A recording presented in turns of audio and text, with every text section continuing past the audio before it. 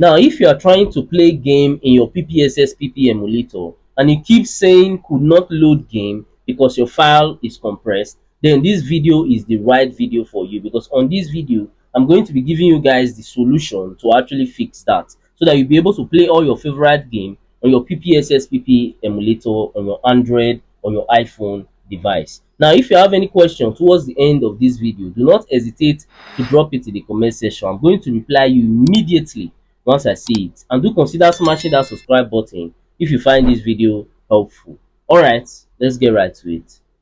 Now, to get this done, you need to go and download this app that is called zArchiever. So you can easily access this app on your Play Store and your App Store.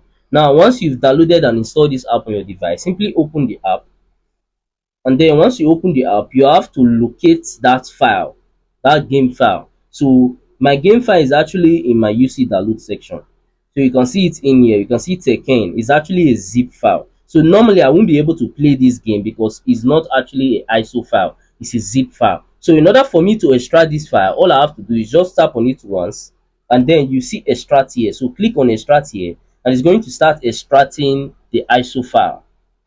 Now it's actually done extracting, and now you can see that there's an ISO file at the top which is actually playable. Now all we have to do is just open our PPSSPP emulator.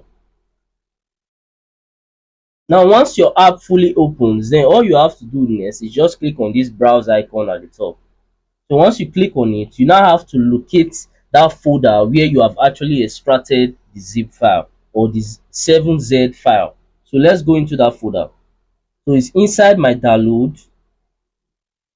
You see download, so you can see it in here. So all I have to do is just click on use this folder, allow, and then you can see that the game is in here. Now I can actually play my game. So if you are ever experiencing that issue, all you have to do is just use this exact method to fix it, and then you'll be able to play games on your PPSSPP emulator. Lastly, if you found any value from this video, then do consider smashing that subscribe button to help me on my YouTube growth journey, because I've been trying to get to 1000 subscribers for a while now, and it have actually been taking me forever just to get there.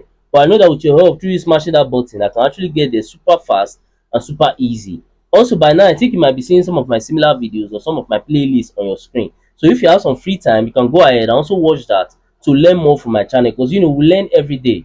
And that's it for that. I'm going to see you guys on my next video.